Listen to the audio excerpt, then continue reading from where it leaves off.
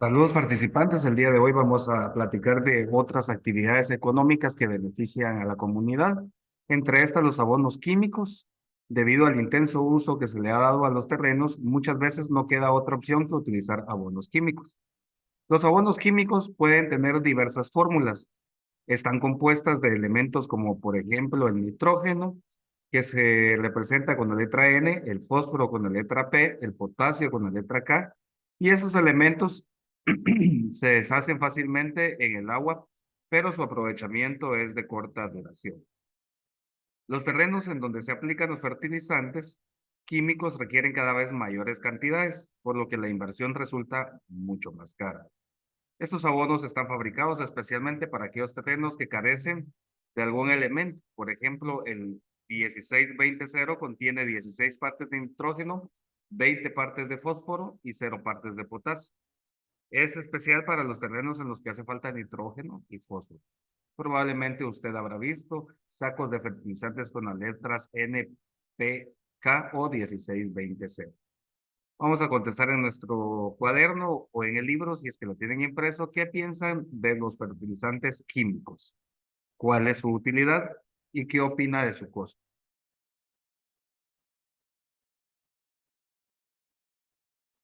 Luego de esto, pues vamos a hablar acerca del riego. El riego, según el Plan de Acción para la Modernización y Fomento de la Agricultura, bajo riego plamar, el riego es la aplicación artificial de agua al terreno, con el fin de suministrar a los vegetales la humedad necesaria para el desarrollo y el crecimiento. Al decir artificial, entendemos que es el ser humano quien interviene, aplicando técnicas apropiadas con el propósito de proveer de agua a las plantas durante la época seca. Para poder realizar el riego se necesita una fuente de agua que pueda ser un pequeño río o un lago. A veces se pueden utilizar las aguas subterráneas por medio de pozos y bombas que hacen subir el agua a la superficie. Luego viene la tarea de distribuir el agua a terrenos. Esto se logra de varias maneras. La forma más sencilla de que conocemos es la construcción de canales a flor de tierra. Cada vez es más común observar el uso de extensas redes de tuberías que riegan grandes áreas de terreno. Ahora es posible sembrar en época seca. Existen organizaciones que apoyan la implementación de sistemas de riego y de mini riego. Probablemente en su comunidad exista alguno. Según las zonas geográficas, que se puede determinar el déficit de lluvia. Hay zonas que necesitan riego todo el año y vamos a ver la ubicación en el mapa. Vemos que hay riego todo el año, que es casi que todo el corredor seco como buscando para el norte. Y aquí vemos sin necesidad de riego donde está Alta Verapaz y Zabal y todo eso, siempre está lloviendo ahí. Y ahí vemos que hay otras formas ya que es de primer cultivo, de segundo riego y segundo cultivo.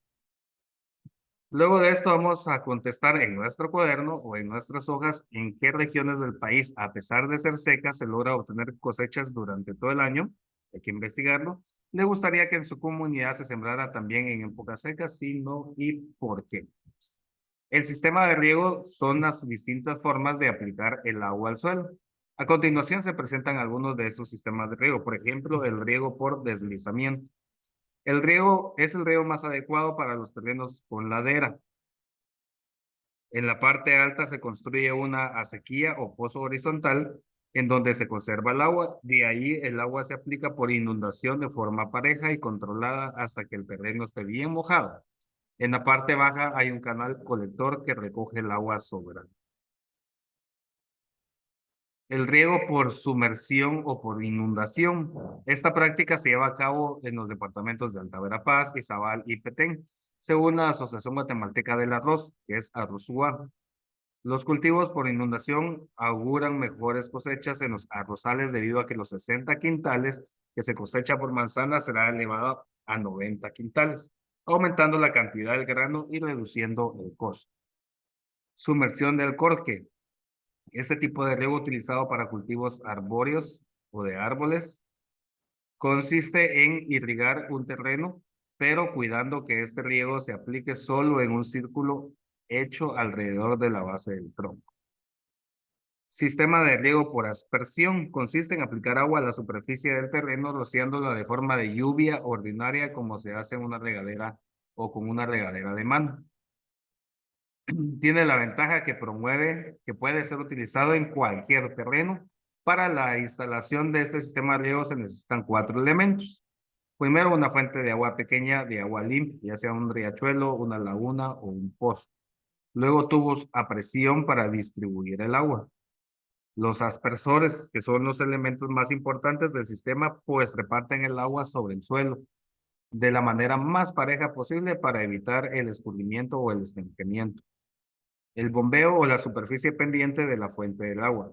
¿Ha visto cómo riegan los cultivos de hortalizas o de árboles frutales? Ahí se utiliza el riego por aspersión, igual que en la jardinería.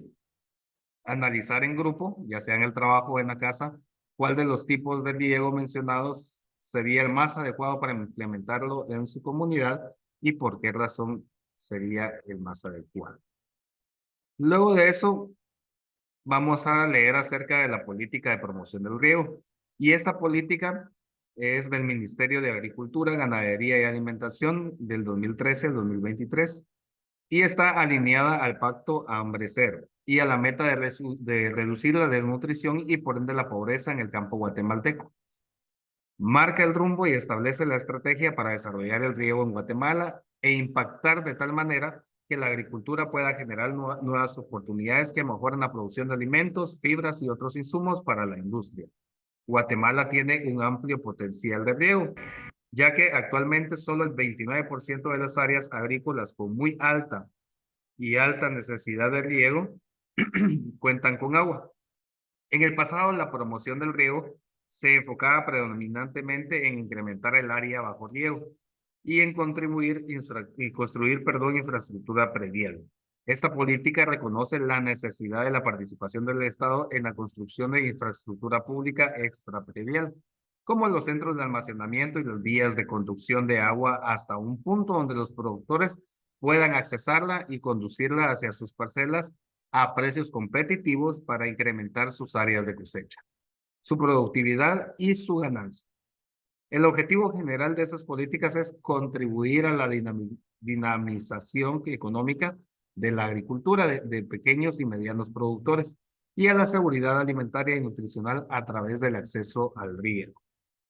La política pretende beneficiar a productores y productoras agrícolas que se encuentran en situaciones de infrasubsistencia y subsistencia, así como a los excedentarios.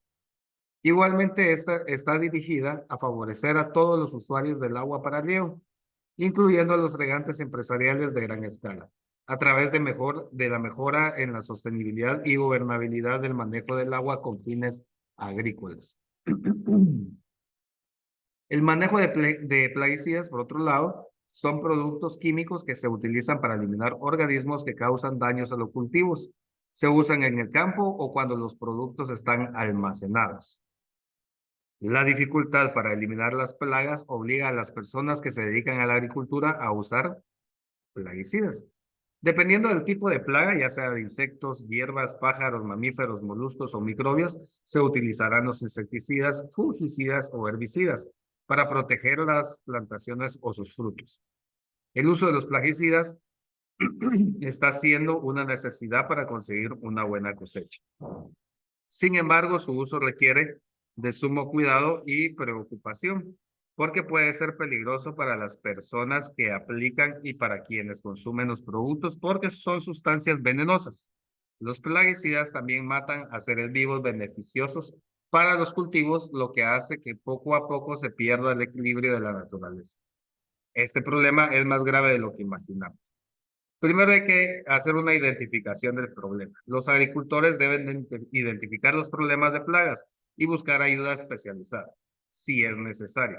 Los ingenieros o peritos agrónomos y los técnicos agrícolas orientarán en el uso apropiado de plaguicidas. Cuando el uso de plaguicidas se considere necesario, debe obtenerse información sobre productos recomendados y dónde obtenerlos, dosis, mezclas, tiempo y frecuencia de aplicación, métodos de aplicación, precauciones que debe de tomarse, costo por unidad de área. Existen plaguicidas para toda la clase de plaga. Para estudiarlos con facilidad los agruparemos así: insecticidas, fungicidas, herbicidas, rodenticidas y fumigantes. Los insecticidas matan insectos, por ejemplo, el malatón. Los fungicidas eliminan los hongos que producen enfermedades en las plantas, por ejemplo, el oxicloruro de cobre. Los herbicidas eliminan hierbas indeseables en los cultivos, por ejemplo, la atrocina. Los rodenticidas matan ratones, por ejemplo, el antún. Y los fumigantes eliminan insectos que atacan los granos almacenados, por ejemplo, el bromuro de metil. Seguramente en su comunidad se usan muchos de estos plaguicidas. Sin embargo, los ambientalistas aconsejan disminuir su uso debido a las siguientes razones. Los residuos de plaguicidas envenenan los alimentos, el agua y el aire. Cuando se acumulan en nuestro cuerpo, causan tumores y cáncer. Los plaguicidas favorecen la aparición de nuevas plagas o las vuelven más resistentes y matan a otros animales y provocan un desequilibrio en la naturaleza. Vamos a investigar y en nuestro cuaderno vamos a escribir y elaborar un informe sobre cuáles son los efectos nocivos y peligrosos que provocan el uso de los plaguicidas. Cuando hablamos de la capacitación en el uso o manejo de plaguicidas, debe darse cuando se está introduciendo por primera vez el uso de plaguicidas o cuando hay un cambio significativo de las técnicas. Antes del uso de los plaguicidas es necesario leer la etiqueta que contiene la información del producto. En la parte central de la etiqueta se lee el nombre del producto, es fungicida o herbicida, para qué se usa, cuál es su composición química, es decir, de qué está hecho, qué cantidad contiene el envase y cuáles son las señales de peligrosidad.